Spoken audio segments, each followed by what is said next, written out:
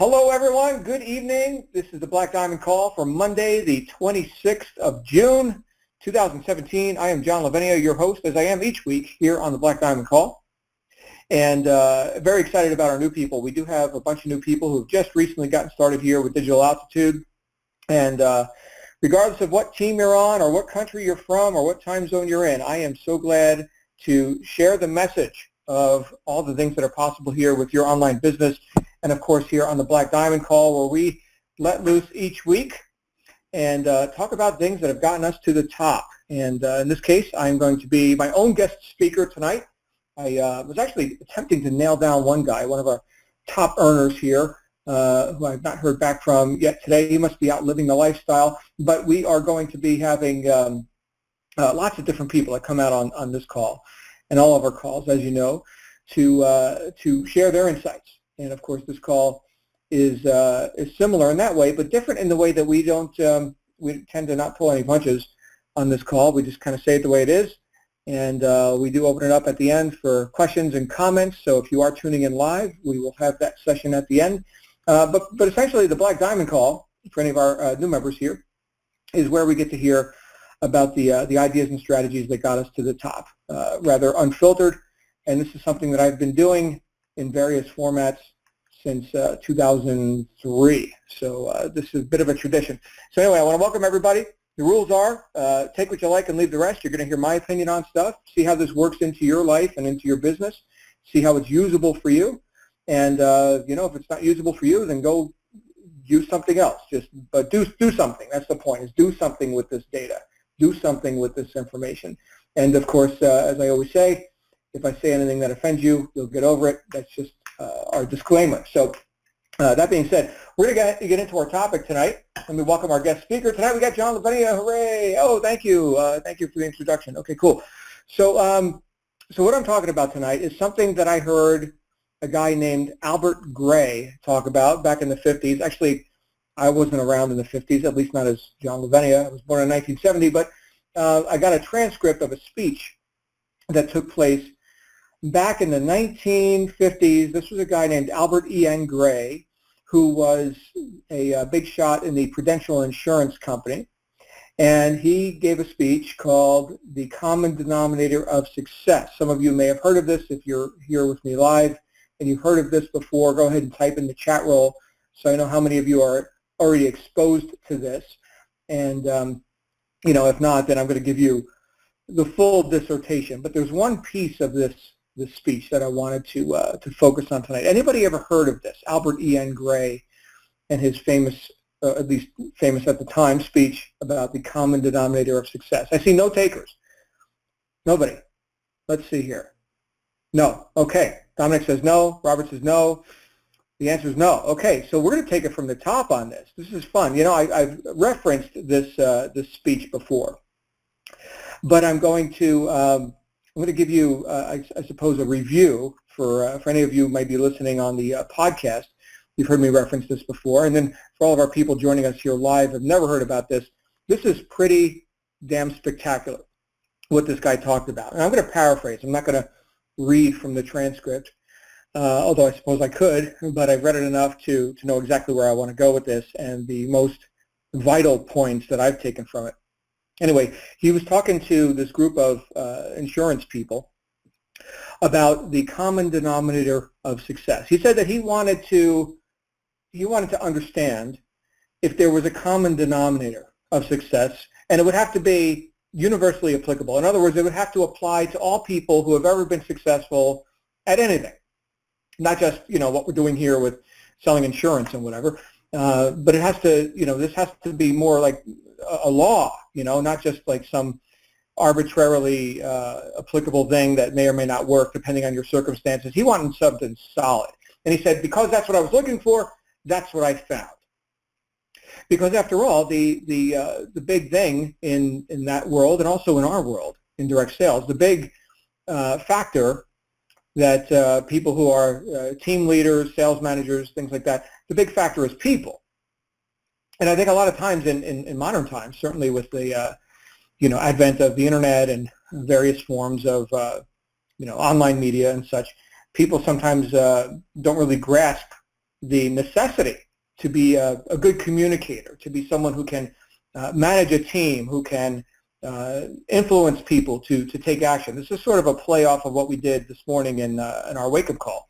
But I'm going to go a bit deeper into some, I think, very usable philosophy here. So anyway, he said, that's what I was looking for. That's what I found, right? Understanding how people operate and why there's a small percentage of people in the organization who are excelling, and then there is the rank and file. Okay, so I want to know, is there a common denominator of success here? And he said there is. And here it is, everyone. Here it is. And he rocked the room when he said this. He said, common denominator of success that is true for all people who have ever been successful at anything is that successful people are in the habit of doing things that failures don't like to do. That's what he said. Successful people have formed the habit of doing things that failures don't like to do. And he went on. He said, you know, it's not like these successful people, these few successful people are, you know, somehow lucky, you know, that they've, you know, that they were just blessed with an affinity for doing distasteful things that people don't like to do. Other people, these failures, these unlucky people, oh, if only they like doing these things that the successful people like doing, then they would be successful too. How unfortunate. Okay. And so he said, no, it's not that they're lucky. By the way, can you guys still hear me? I'm seeing a bit of chatter in the chat roll.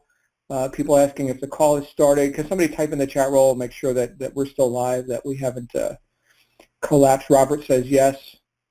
Anonymous says yes. Okay, very good. I'm assuming that's yes to me, the question that I just posed to the group. So, he was saying it's not like the successful people are lucky that they just like doing these things. They don't like doing them either.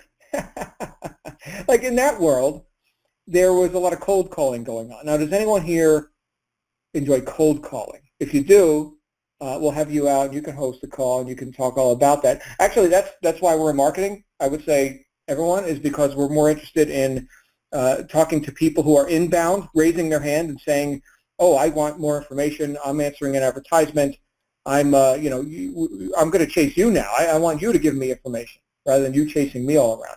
But that was the world that these people were in, was one of cold calling, you know, dialing 200 cold prospects per day, or cold public, basically. They weren't even prospects. They barely qualified as leads. You know, grab the white pages, I suppose. Actually, I've seen people do that. I've seen people grab the white pages.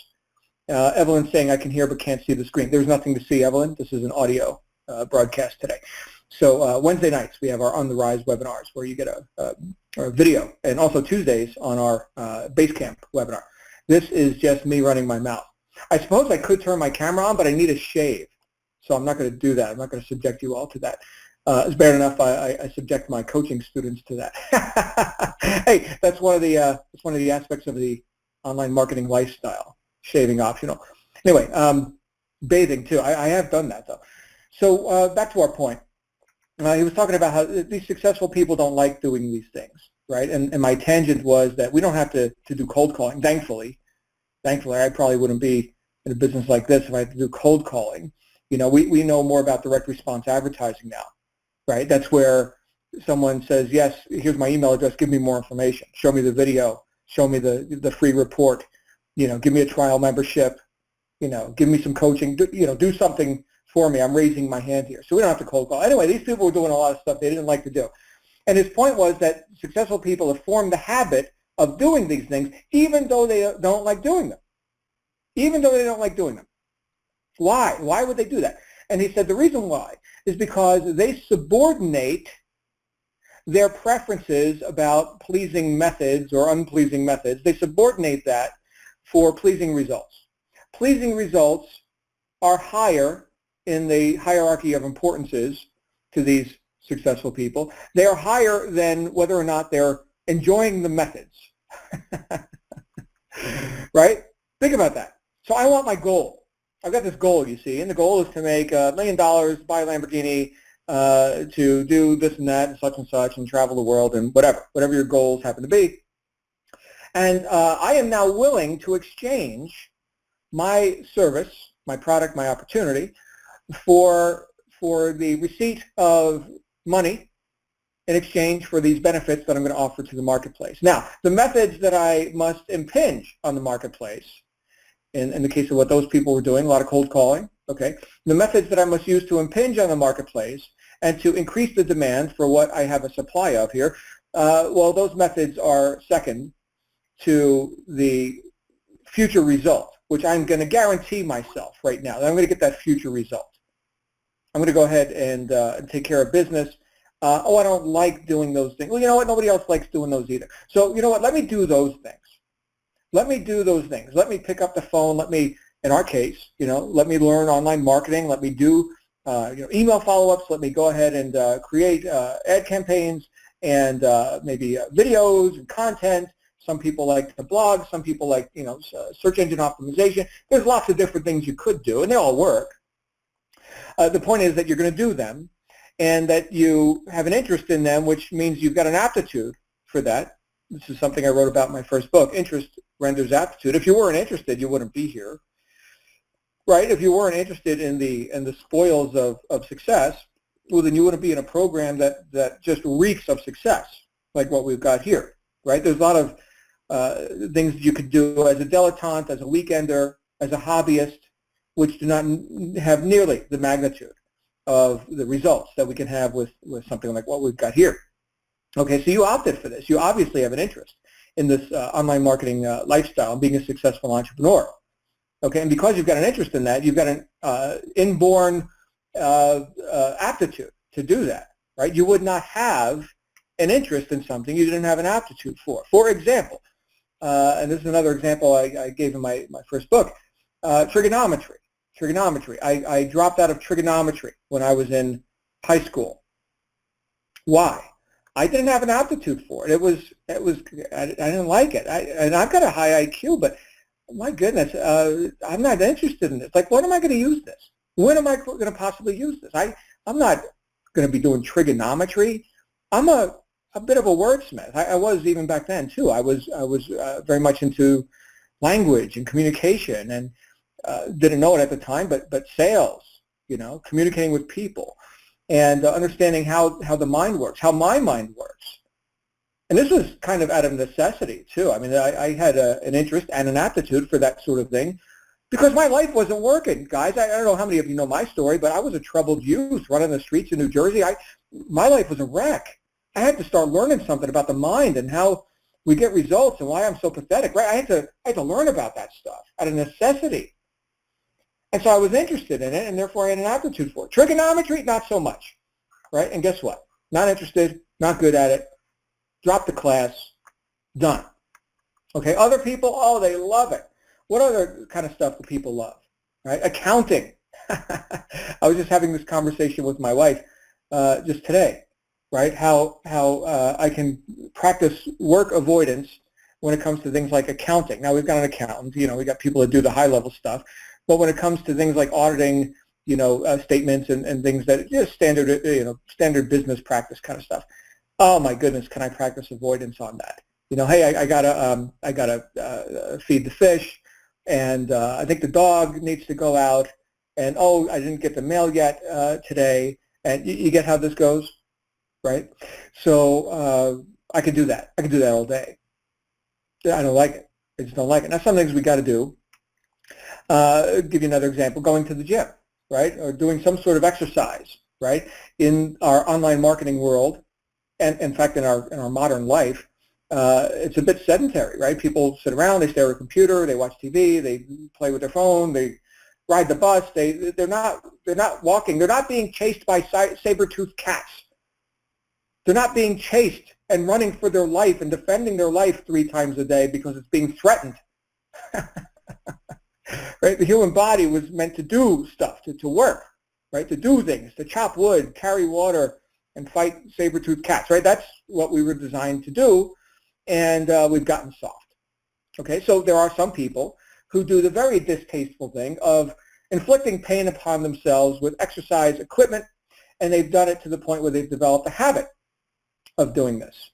Failures don't like to do this, right? But guess what? Physically fit people don't like to do it either. Am I making a point?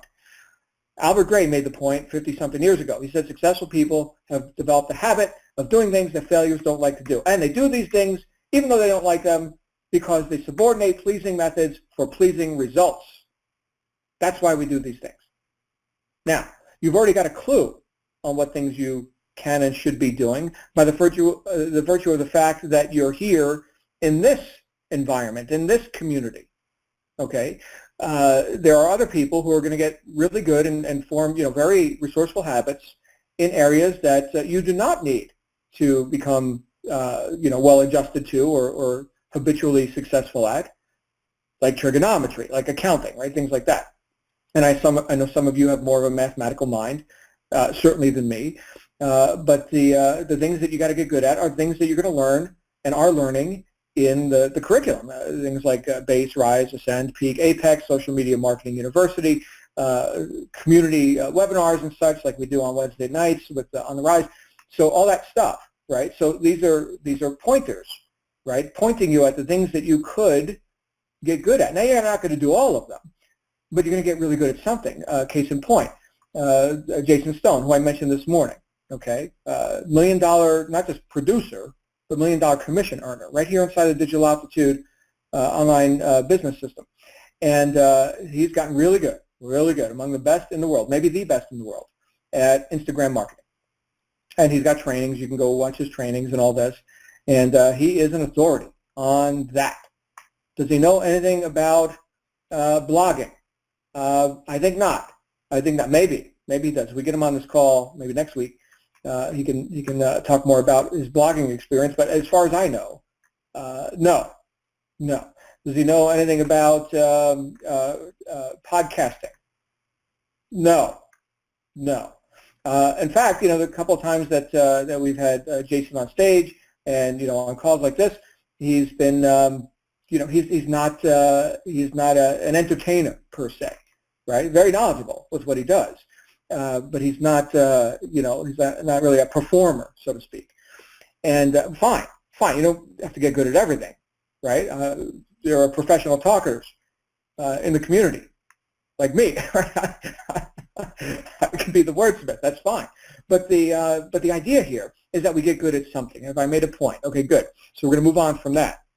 Now, where I wanted to go with this is another point that Albert Gray made in that speech that I think is profound, just profound. And it's good for you to take and put to use, whether we're just talking about you just got started and you're attempting to be focused and effective and accelerate your progress, or you've got 1,000 people on your team and you're looking to induce duplication and leverage through other productive people who are actually doing it, right? So the next point that he made, if we've covered this one, I think thoroughly. Okay, does everybody get it? Everybody gets the point now. You're going to develop habits that are resourceful, that you may not like to do, but you're going to do them anyway. You're going to do them to the point where you actually develop a habit of doing them. We don't have to belabor the decision anymore. Like, oh, should I do the accounting? Should I not do the accounting? Oh, should I go to the gym? Should I not go to the gym? Right? You're going to get to the point where that decision's already made. There's no time spent in making that decision anymore. The decision's already made. You've developed a habit. You don't even think about that decision anymore. Okay, so that's where we're going with this, and that is what successful people do, according to Albert Gray. That is the common denominator of success. Develop the habit of doing things that failures don't like to do. He goes on. He talks about all you sales managers, all you marketing team leaders who are in a slump. Okay, apparently sales has been cyclical for a long time. It's not like every day is a constant up stat, right? We got up stats, we got down stats, we got trends. Right? These are statistics that we can look at, whether we're talking about how many leads you're bringing in, how many sales you've made, trial memberships, Rise, Ascend, Peak, Apex. There's statistics for all this stuff. And you can and should know them, right? If you're brand new, the first statistic would be leads. How many leads have you generated this day, this week, this month, right? That's a good metric for you to understand. Okay, and so then you can see trends, up trends and down trends, and that's all just very simple statistics. And so what he said is, now all you sales managers here, if you're experiencing a slump, like if your team is not producing to the extent that you think they should. He said, don't precipitate competition. You're not going to bludgeon people or get them to work by force or by creating some sort of a competitive environment where it's one versus the other. I mean, sales contests are good, and prizes and all that. We do that here in DA. That's very nice. Last one, Michael Force gave away Tesla and motorcycles and all this other great stuff.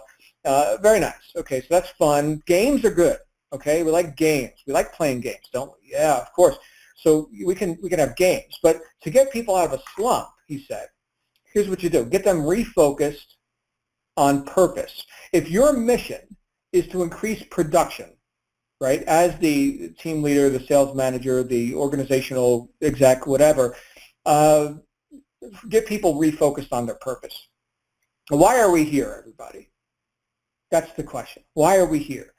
And if people are moping around, hanging out at the water cooler, practicing work avoidance, okay, failing to develop resourceful habits because they don't like doing those things, and there's always something, more compelling or so-called urgent, that they could be doing instead of, doing what they, income-producing activities and such.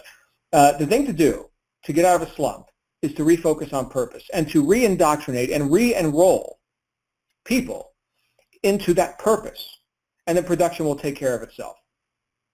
And this is the original idea I wanted to go here with tonight, but since none of you have heard this speech before, by the way, you can download a transcript of it. Just, I guess, Google Albert E. N. Gray, G-R-A-Y, Albert E. N. Gray, and the speech was The Common Denominator of Success. And you can download a transcript. That's how I got it, right? I mean, we got the internet now, this internet thingy. We can find stuff.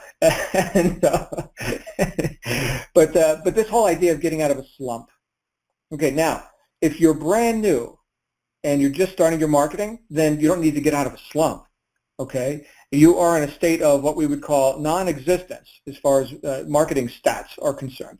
Non-existent. So your main mission now is to start marketing. In other words, to set up some communication lines or channels and to get in communication with people, make yourself known in the marketplace. Yes, that is your first order of business. And prepare to deliver. That's it. That's what you want to do. You want to prepare to deliver. And who are you going to deliver to? These people you are making yourself known to. Right? So this is the first stage of climbing out of this non-existent state as you relate to the marketplace, or as the marketplace relates to you. Bob who? I have no idea. Karen's asking, what's the book's title? It's not a book, Karen. It's just a transcript of a speech. It was called The Common Denominator of Success by Albert E. N. Gray.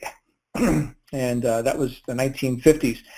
Anyway, so you don't have to get out of a slump. However, you still have to start forming the habits of doing things that failures don't like to do. What are these habits? Well, again, we've got pointers. We've got things that point to you to these habits.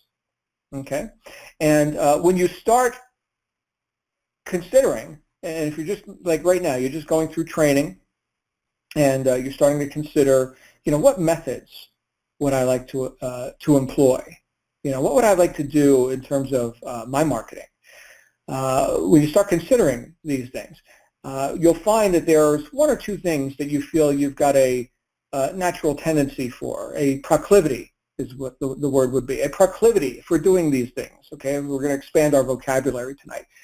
I've got a proclivity for video marketing. I just love to run my mouth in front of a video camera. Man, I turn on my iPhone and it is just effortless, right? I can just give me a mic and a camera lens, and man, oh man, I am ready to create some content. Now, does that sound like you? Well, great. Then go through the training on video marketing, which you'll find in your Aspire system. Of course, you must have already been through all the coaching, the 18 steps, the business plans, and all that. Okay, and then you get into that, because that's more of the doing part of the business. But everything that leads up to that, right? If you're brand new here, you're going through the Aspire steps. You're in the right place. That's great. We're working on foundational stuff. Being, right? Who are you in this whole repertoire? Who are you in this whole organization here? That's what we got to define first. The great philosopher Goethe said one must be something in order to do something. So that's fine. We're going to start with who you are and what you want, right? And then from there, it sounds like a simple question. Excuse me. Sounds like a simple question. What do you want? It's actually a very profound question. A lot of people have a hard time coming up with solid answers to that. So we got to make sure we know what you want. You got to make sure that you know what you want. And so that once we've done that, okay, then we can get into what do we do to get what we want. But the point here is that you're going to have a proclivity for something. Okay, and it may or may not be video. Maybe that doesn't sound like you. Oh my goodness, me talking to a camera. What am I going to talk about? I don't know. Do I look like an idiot? Is my makeup right? And my makeup's always right, by the way, just in case you're wondering. But I don't know. This sounds terrible. I'd much rather tweet. I can do like 15 tweets a day. My goodness, I can tweet up the world. I can tweet this and that. Obviously, I don't know anything about Twitter. I have an account. I think I logged into it last year or the year before, but obviously I'm not a tweeter. Okay, I do not have a proclivity for tweeting 100 characters or whatever it is, and giving links ad infinitum. Other people love doing that stuff, right? Keep the conversation brief, right? 128 characters or something, and 140, something like that. You'll learn brevity doing that. Not for the professional talker, not for the author, right? Okay, now I'm going to write. Okay, so when I do that, that's like an event. That's an event. Okay, that's not me tweeting. Okay, that's an event. So different strokes, right, for different people. The point is to pick something and to do it to the extent where you form a habit. People who are professional Twitter marketers, they're not tweeting once a week. Okay, in fact, we've got some stuff on Twitter here inside DA. You can learn about that, certainly through Social Media Marketing University as well, and which all of our RISE members have access to. Okay, so if you got RISE and you've been through all the steps, you get free access to that. That's, by the way, for those of you who are brand new and don't even know what that is, who don't have your RISE program yet, oh my goodness, that is college-accredited social media consultancy training. This is high-end. Okay, so if you're interested in college credits, which you may or may not be interested in, you get those too. Right, so that's that program, and they've never aligned with a direct sales company before until Digital Altitude.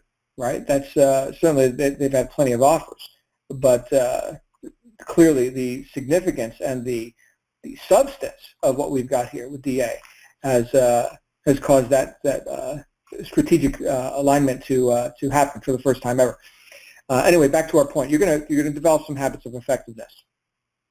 And it's going to be not an arduous thing, and you don't necessarily like tweeting, but you feel an inclination towards tweeting or video or blogging or whatever, okay, or doing banner ads or whatever you're feeling an interest in, and so you're going to have to go through the learning curve of doing that and doing it more effectively, right? You'll learn from other people. You'll see best practices of people, like I mentioned, Jason, people on Instagram. Here's what he does. Here's his best practices. And then you go and you implement with your own brand, your own flavor on that. And then ultimately you become an authority in that area. And then you come out on the Wednesday night webinar and demonstrate how you do it and all that. But does that make you special or something? Because now you're an expert in some area because you've simply chosen to develop an effective habit? I don't know. Is that special? Well, it's a small percentage of people that do it. The average person doesn't do that. The average failure, right? Think about this. Average, by definition, is unremarkable. We're here to get remarkable results. So don't be average. Be anything but that. Be remarkable, right? Be not average. And that will occur as you're somehow special. You're special. And people will put you on a pedestal, whether you like it or not.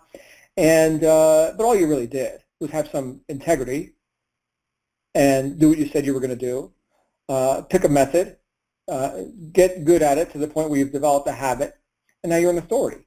in that area. And by the way, this does not have to take a long time. It's not like there's so much competition that you're going to have this uphill climb. First of all, you're in a business that requires the human touch. I relayed this a little bit earlier today on a wake-up call. You've got an opportunity here, which reveals the glaringly obvious fact that you are needed. If you were not needed, there would be no opportunity here for you. So there's something about an individual or a personal touch that is necessary in this whole marketing, top-tier direct sales world, right? Otherwise, you wouldn't be needed. There'd be no opportunity here for you. People could just go to the store and do it, buy it, whatever. They don't need you, okay? But you're needed. So you make a decision to become an authority in some method. Certainly, that's going to be your unique brand that will emerge from that.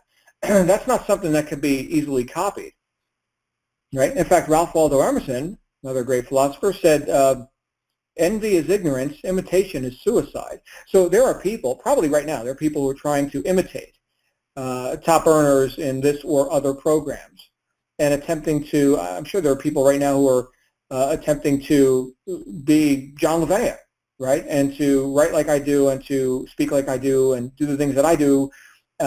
And, well, I've heard it before. I've heard it from people who said, you know what, I just dropped the act. I stopped pretending and I started being myself, and man, things started opening up. I thought I wanted to be, just like so-and-so or just like you, John. And then I realized, my audience is different. And they're really, liking my stuff. But for as long as I was pretending, my goodness, I was killing myself. And it was arduous and it was hard and it didn't work. It sucked. Okay, now I'm being myself and I'm attracting the ideal target audience, right? So consider that.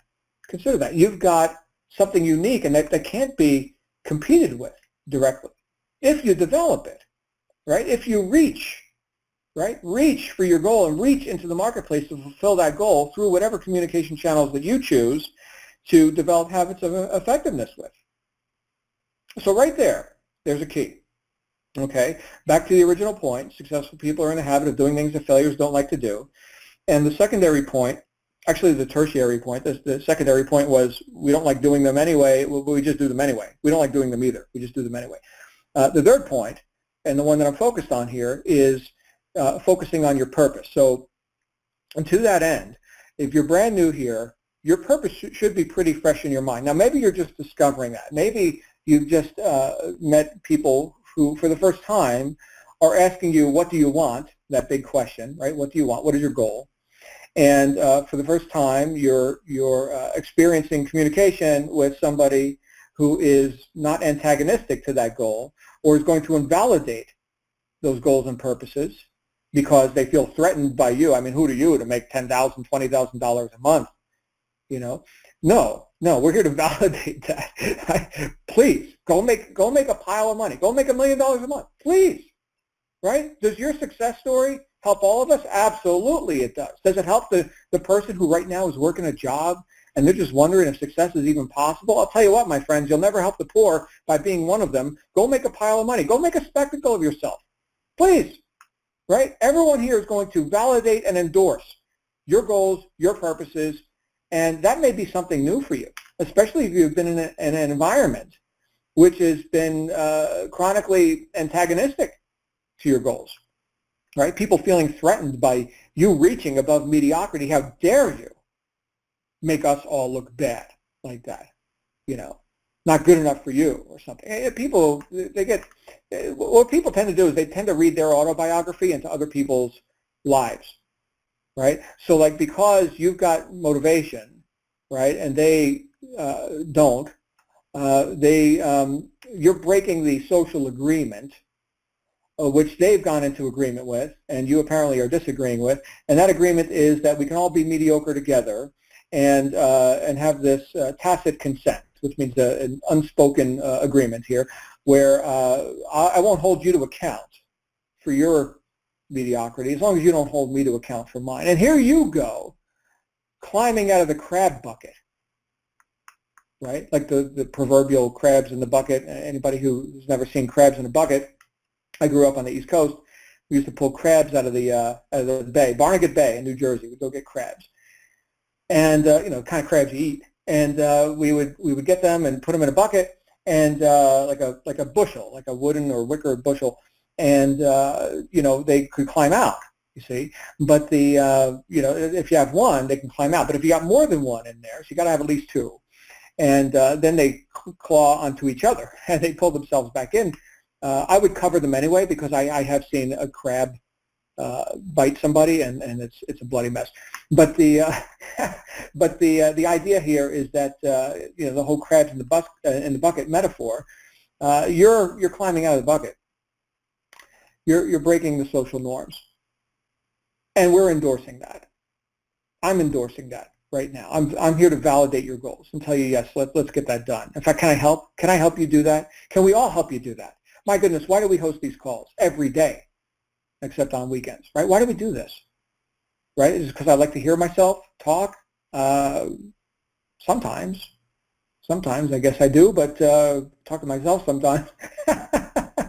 But no, I like to deliver value in the marketplace, and I've developed a habit of doing that. This is just my communication channel to do that as it relates to this community. Okay, so what can you do? What can you do?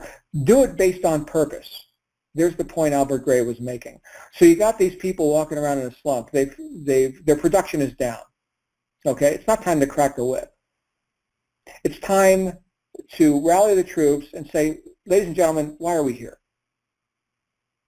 And I want you to think about this as it relates to this particular opportunity. Why are we here? Are you here to make money? Yes, of course you're here to make money. That's fine. And I know we can go on a philosophical tangent here where we can talk about, we're providing service, and, the main focus of your goals shouldn't be the money. And yes, I get all that. And as a person who has studied philosophy for 30 years, I could talk ad infinitum about that. But unapologetically, yes, we're here to make money, of course. But the route to getting to the money has to be the purpose. Now, there's a couple of purposes that you could put your attention on. One, I would say, would be internal, and one would be external. Internal to you and external to not you. The internal one would be the answer to the question, what do you want? And now we've identified goals, and now we've identified, in this case, experiences that you want to have. I want to have the experience of owning and driving the BMW 7 Series, black with gray leather and, the wood steering wheel and blah, blah, blah, whatever you want, okay? So that would be a goal, and that is a milestone on the route to you being purposeful and living the lifestyle that you choose to live for yourself, your family, right? So that's just one experience that you could have. Okay, now, does that require money? Here's where we get into the make money part. Yes, guess what? It requires money. Auto manufacturers and dealers accept money in exchange for you having the experience of owning and driving this car. So again, unapologetically, we're going to make some money. So that is also a purposeful thing. Driving the car is a purposeful thing. Okay, you're here to enjoy life, right? That's a purposeful thing. You're here to have the experience, a deliberately chosen experience, self-determined by you and not dictated by some corporate agenda or boss or whatever, right? You get to have goals and fulfill those goals. That is a very purposeful thing, okay? And yes, money is a part of that. That's what we use to exchange for products and services in the marketplace, okay? So that's all very nice, very purposeful. The external or exterior purpose can and should be something that does, in fact, empower others. Now, here's the big question, and this is where I think a lot of people get tripped up. You getting the BMW or the Maserati or whatever you want, right, or having the experience of, the abundant lifestyle, the nice house, the trips, the vacations, whatever you want to experience, does that serve the marketplace? Yes or no? In fact, you could type in the chat roll, does that serve the marketplace? You being successful, you driving Lamborghinis, does that serve others who are not you? Yes or no? Nobody's answering. It's like a trick question. A trick question here. Karen says, no, that satisfied me. Teresa, Karen, no. Lynn, yes, somewhat. Stephanie, yes. Okay, so we got 50-50 split here. Rebecca, yes. All right, the scales are tilting toward yes. Okay, here's where we're going to go. Okay, yes, overwhelming yeses now. Okay, here's where we're going with this. The answer is yes, and here's why. Oh, I'm just some guy working a job. I don't know. I mean, it sucks and all, but you know, it's my lot in life. And you know, I'm just like all these other people. There's the tacit consent again, right? I'm just like all these other people who know their limitations. You know, I'm just going to stay in line like a good cow on the pasture and wait for the slaughter. Okay? And I'm going to drive my broke mobile home after work, and I'm going to, you know, go watch TV. But what happened today? What happened today, I was sitting at this traffic light, and I saw this rich bastard in their BMW. And they waved at me. They seemed happy. You know, I looked at them in judgment, and they just kind of, you know, looked back, you know, peace symbol. Hey, hope you're having a great day, whatever. Maybe rich people aren't all bad. You know, maybe this person knows something. And, you know, I saw their personalized license plate, which had, you know, this thing on it. I wonder if there's a .com with that. And they go to the .com and they see your, you know, and I'm just making this up as I go. I don't know that you got a personalized license plate with your website on it. But my goodness, people paper up their cars with all these stickers and stuff. I don't, but some people do. You can advertise, right? A company vehicle, right? You got to have, you can have your, you know, your company branding all over it if you like. You know, what was the one that was very popular for a while? Lose weight now, ask me how, something like that. So, so yeah, so now you've just impinged on someone. You didn't even expect to do it, but you just showed up as an example, and this is a very thin one, okay? But you just showed up as an example of not only abundance, but of, you know, perhaps accessibility. But maybe I could have that too. And then right there, as soon as you demonstrate an example of someone, you know, having the experience that another person wants to have but has been denying themselves. Keep in mind, there's no victims here, only volunteers. They've been denying themselves that experience because they've been in a state of agreement with some corporate agenda and the lack and limitation that is commonplace and omnipresent in their work environment. Well, now you just showed up and induced some disagreement with that. Have you not served them? You have. Now, they may or may not get in communication with you or find your website or whatever. Maybe the car thing was a bad example. Maybe you're wearing the nice wristwatch and you're in the store and the person comments and you're friendly, you're amicable, and you say, hey, by the way, you know, go check out, you know, such and such.com. You know, that's how I monetize, you know, my life and buy nice wristwatches like this or Gucci bags or whatever, right? Unapologetically. Now, I'm not saying you need to be ostentatious and flash around, hey, look at my Lamborghini, look at my Rolex, look at my this, look at my that. I know people like that, and it gets a little bit obnoxious, but you know, it's not just about the stuff, right? It's about you being attractive to people. Are nice cars attractive to people? Yes, we pay more for them. Are you know, nice you know, experiences that you have? You're posting the pictures of the exotic trip to Dominican Republic, like we just went to, or wherever, right? You're living the online marketing lifestyle. You're posting that on Facebook. Okay, is that something you need to apologize for, or is that something that will attract other people who are at least hopeful that something like that could exist? My goodness, I mentioned Jason Stone earlier. His whole Instagram presence is that, right? Millionaire mentor. Look at the Lamborghini. Look at the lifestyle. You know, inspiring quotes, palm trees, you know, coconuts, all that. So does that inspire people? Yes, yes, it does. They're in their cubicle, man. They're doing the Dilbert thing. And if they see that and start to have at least some hope that maybe that could be possible for them too, now you've just done a service. Now you've just given the crab in the bucket the idea that there's something outside of the bucket and that it is real. And it could be real for them. Now, how many examples do we need to start to espouse the idea that this could be available for me too. I can tell you most people need example after example after example after example because they're so indoctrinated into their current known condition, which they believe is the cause.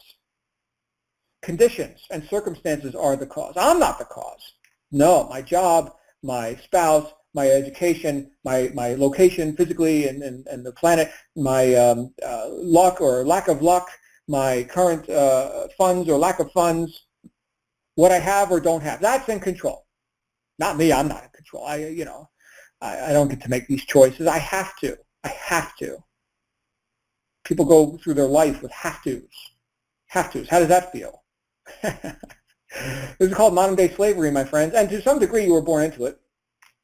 I don't want to get on the political rant with unapportioned taxation and things like that, but as an entrepreneur I'm sensitive to these things, and as a freedom-loving American and all that.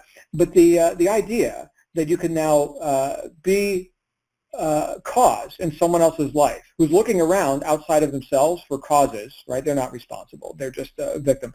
But now you could be cause for someone to look outside of themselves and see a new possibility. Is that not service that you're providing? Yes, it is.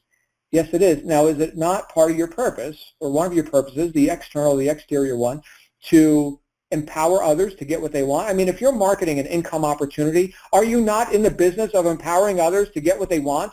Why the hell else would you be here?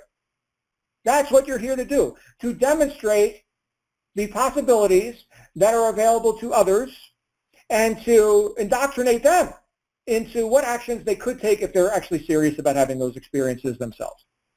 That's what you're here to do. I see Tim mentioning the Matrix movie. Yes, to offer the red pill. Okay, you want to see reality? You want to see what's really going on here?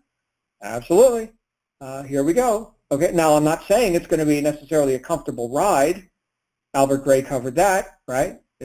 We're in the habit of doing things failures don't like to do. Nobody likes doing these things, right? I want to go play video games, man. I want to go hang out and do whatever I do. But no, I'm going to learn marketing. I'm going to do this stuff. Why? Because my goals are more important. And because somebody like you demonstrated to me by your example that if I but got off my ass and did something, that there's a light at the end of the tunnel, I could actually have a better experience. Because look at your experience. Thank you for your example. Thank you. Thank you to all of you who are demonstrating that success is possible and not living like a victim of life. Because I don't think the world has any use for more victims. I think we're replete with victims, and we need leaders. We need leaders. And that can be you. Now, what's that work? Well, law of exchange. Right? Think about this. This is something that, again, I'll refer to Ralph Emerson. Something that Emerson talked about was that when it comes to you being compensated, that your pay will be in direct relation to the need or the demand for what you do. Now, we're talking about marketing, right? We're augmenting the demand. Okay? So that's what marketers do. So number one is the demand for what you do. Number two would be your ability to do it, to deliver it. Okay, sounds pretty simple so far. And number three would be the difficulty there would be in replacing you. Those three things, the need for what you do, your ability to do it, and the difficulty there would be in replacing you. Now, as you build your brand, as you build your influence in the online marketplace, not only are you increasing the demand for what you do. In this case, you offer an opportunity. You've got marketing courses. You do the things that set people free from the corporate rat race, let's say. Okay, great. So that demand is being increased via your marketing. Your ability to do it, your ability to deliver the value that you're here to deliver in the marketplace. Well, what have we been talking about this whole time? Developing habits of effectiveness, which make you better at stuff, right? Like the first time I went to the gym, I was not, I had the grace of a rhino. I mean, I practically hurt myself with this heavy weights and everything. And now, oh my goodness, I know the way of weightlifting. And so that is something that you get good at, right? You get better. So your ability to do it. Same with marketing, same with things that are much more subjective than, lifting heavy pieces of iron. Okay, but still, it's still valid, right? You brush your teeth. with your right hand, I'm guessing. Even lefties typically brush their teeth with their right hand, which is an interesting phenomenon. But try using your other hand sometimes. See how good you hit those teeth with your other hand. Do that tonight. Do that tonight. I'm going to do that right after I shave. I am going to shave. But do that tonight. Brush your teeth with the opposite hand and see how you do. Okay? So the right hand, or whichever one you typically use, that's a, you've got a habit there. And it's better. The right hand is just better at that stuff. Right? Same with a fork and knife. Switch sides with your fork and knife. Okay? So when you develop habits, you get good at stuff. Okay, so that's the second thing, your ability to deliver. And then the third thing is the difficulty there would be in replacing you. Now, are most people leaders or followers? Most people are followers. Okay? Are most people victors or victims? Most people are victims. Right? They're succumbing to their lot in life. How difficult is it to replace a real leader in the marketplace? Very difficult. Very difficult. See how important you are now? Not just to yourself and your internal purposes, but to the external purpose of affecting others positively in your time here that you've got. I mean, this is why you're here. You're here to have some benefit in the marketplace, to deliver. Okay? And when you do that diligently, not only do you get really good at it, but you have very, very little competition, and certainly no competition for you as an individual because of your unique talents and abilities. Nobody makes that YouTube video like you do. Nobody runs that podcast like you do, does the tweets like you do, the Instagram channel like you do.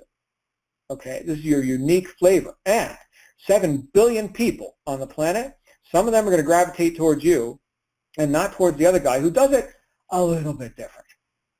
Okay, 7 billion people, that's your marketplace. What an opportunity. My goodness. All we've got to do is reach. But we're not going to reach if we're not focused on our purposes. And this was the main point, okay, that Albert Gray talked about. So you got the sales team. And I thought this was going to be a brief call because this is a very brief point. Okay, if you want to increase production, focus on purpose. That's the main point of this whole conversation here today. If you want to increase production, and I think we all do, then focus or refocus on your purpose. And I'm here to tell you, you've got to have an internal and an external purpose, and they must be congruent. And if there's any question in your mind, and this is why I brought it up before, okay, if there's any question in your mind about the worthiness or the nobility of you actually living an abundant life, right, like somehow that's not benefiting others, let's go ahead and get rid of that idea right now. Right now. They're building BMWs for somebody. For you, maybe it's your decision, right? But is that something you need to apologize for? Again, it doesn't have to be a BMW. Get whatever you want, okay? But the point is, you're celebrating, or not, the craftsmanship of such and such product that you're looking to experience the ownership and experience of, right? So is that something you need to apologize for? Does that take away from somebody else? No. Thank goodness. Thank goodness there are people who are demonstrating success right now. And there are people right now who don't even know you exist, but they will. They will, because you reach into the marketplace and make the benefits known. Make the reality of the successful entrepreneur lifestyle. Make it known as you make yourself known in the marketplace, because it's a purposeful thing for you to do without apology and without second thought and without hesitation. It is a purposeful thing for you to do. Now that you know that, my goodness, what would hold anybody back? This sounds like a most noble pursuit. This sounds like a quest. I feel like King Arthur on the Holy Grail of Monty Python. Banging the coconuts together and riding to find the Grail. I mean, that's, let's get with it, right? My goodness, I haven't seen that movie in a while. I'm a big Monty Python fan. I might watch that tonight. But not until after I do my accounting. I've got to get this accounting done. But that being said, that's our main point here. Okay, so whether you're a team leader or you're just leading yourself at this time, get really focused on your purpose, right? Why are we here? Why are we doing this? We can go do anything. Why are we choosing to do this with our time? Because this is what we're trading our life for. This is it. Our life measured in time. Here's what we're doing. We're going to get good at this. And we've got a purpose to do that. And when we focus on that, my goodness, the how-to decisions, those are all easy to make. Now we can start developing habits of effectiveness, like Albert Gray talked about. So I hope you got some value out of this. What I'm going to do, can't believe I talked for almost an hour on this. Wow. Okay. Well, obviously I'm interested in this topic, and hopefully you are as well. I'm going to go ahead and open it up for questions, comments. Hold on a second. Here we go. So if you guys would like to come out, you can go ahead and raise your hand by clicking the raise your hand button, which I think was the mute button or unmute button.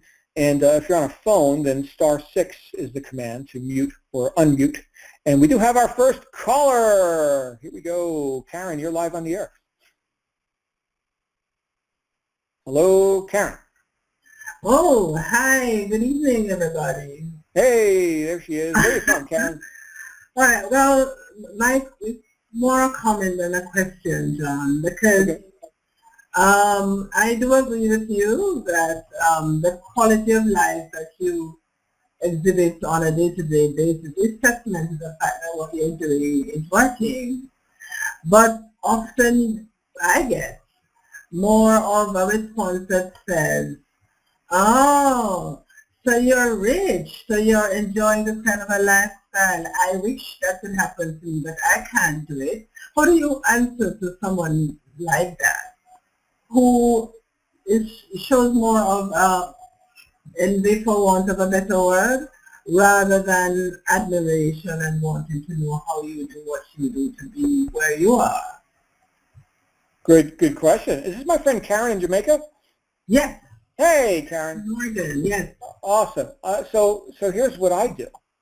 I put their attention on their belief that they can't and where they got that belief from. Right. So this whole idea of I'm not cause, I'm effect, that's really what we're talking, like when we go to all the problems that we have or that people have or they assume, it comes down to them assigning cause somewhere else. You see this is a victim mindset that we're talking about here.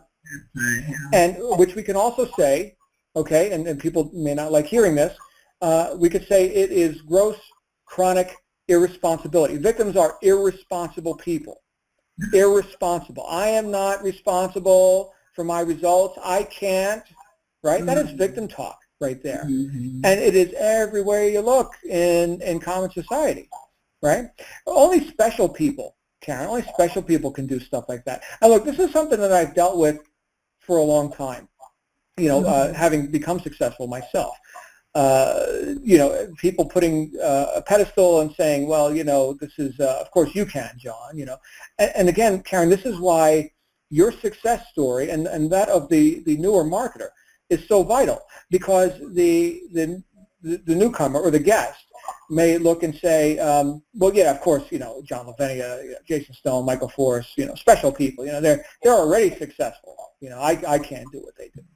Well, I can put their attention on the fact, the glaringly obvious fact that I wasn't born like this. Right.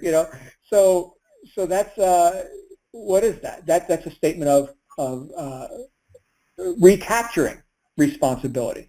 Mm-hmm. Yes, I couldn't either, Mr. and Mrs. Skeptic. I couldn't either. And for as long as I believed I couldn't, I didn't. Right. And then when I saw enough examples of people like me, finally, having success and everything, then I decided to be like me. Then I decided to be like those successful people who had come before me, because after all, they keep showing up in my life. And why do they keep showing up? Just like Albert Gray said, because that's what I was looking for. That's what I found. Well, guess what I was looking for? I was looking for success. Now, all of us have a drive towards survival and greater expression. Trees grow up, right? That's why they're surviving. They're reaching towards the sky. People, make progress until they stop making progress because it's been beaten out of them. The hope, the desires, the dreams, the purposes have been beaten out of them. And so if I can get in communication with somebody who wants to offer me a challenge like that, oh, that's an wide open door for me to just do a little counseling and say, my friend, who sold you that idea? You need to get a refund on that idea. That is bad. I mean, I grew up in the gutter. I got friends who are dead. They overdosed, right? Or they're in prison. So why me? Why did I make it out of the gutter? That's a good question.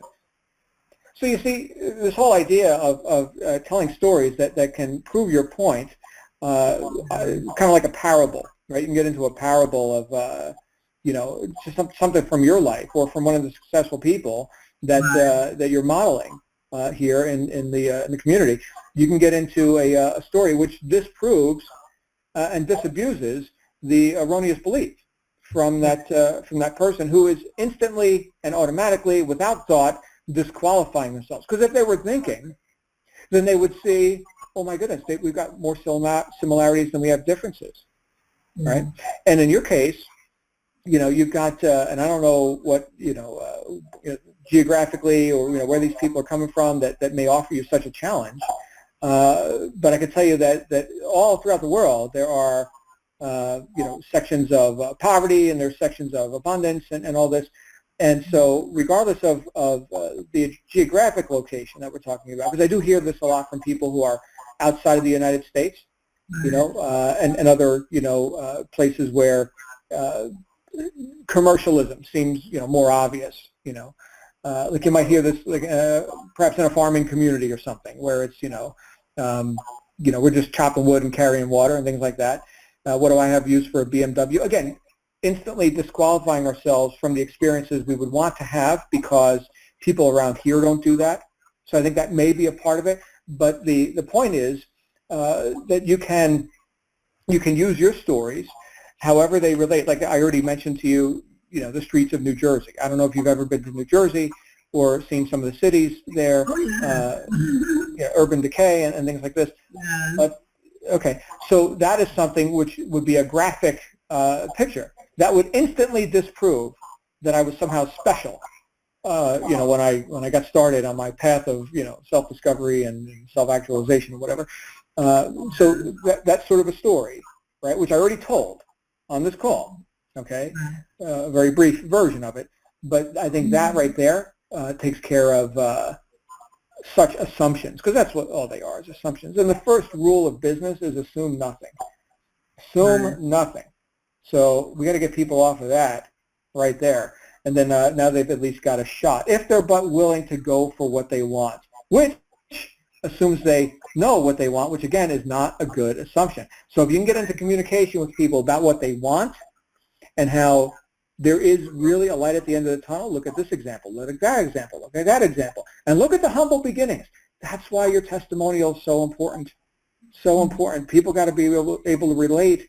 And you know what, Karen? I know this is a long answer, but there are people who will hear me and say, "Oh, I don't like that John Lavenia guy. He's some Italian from New Jersey, and his hair is brown, and well, blah blah blah blah." Right? But Karen, Karen, and she's great. I love Karen. Well, now the Karen, and I hear about her. You see, now maybe this is a good thing. I don't care for that John Lavenia guy, but Karen. Okay, fine. Go buy it from Karen then, please. Okay. All right. I hope that helps you out, my friend. Does that work for you? Yeah, that's a good one for me, John. Yeah, this is a good call, actually. Very good. Well, I'm so glad you're here. Thank you for coming out here. I don't see anybody else with their hand up. So last call. Anybody else want to come on out on the call and say hi? And any questions, comments, feedback, ideas? I did see quite a bit of talk in the chat roll. Thank you all for your acknowledgement here. I'm glad you're getting value out of the words that are coming out of my mouth. Okay, last call. Anybody else? No, going once, going twice. We are done. Let me go ahead and wrap up Q&A. Okay, so with that, we are going to wrap up another thrilling Black Diamond call. I will see everybody on the wake-up call tomorrow with our friend Joel Straight, who is our regular Tuesday host. And, of course, in the meantime, see what you can do to apply what we've talked about here, right? What habits can you form that are wealth generation, income producing sort of habits that are habits of effectiveness that failures don't like to do, but that you're willing to learn and to do to the extent where you don't even have to think about it anymore. You're going to become the best at that, or your own unique expression of that. Okay, pick one thing. Don't pick 10 things. Not 10, not 10. One. Start with one. Okay, no, we're not here to get overwhelmed and be miserable. We're here to have a great time and fulfill our purposes, which again are internal. They affect you unapologetically. Live the lifestyle you want, and external, they also enlighten and empower other people as well. Thanks again, my friends. I will see you next week. In the meantime, and I'll see you tomorrow as well. In the meantime, have a great night. You absolutely deserve it, and bye for now.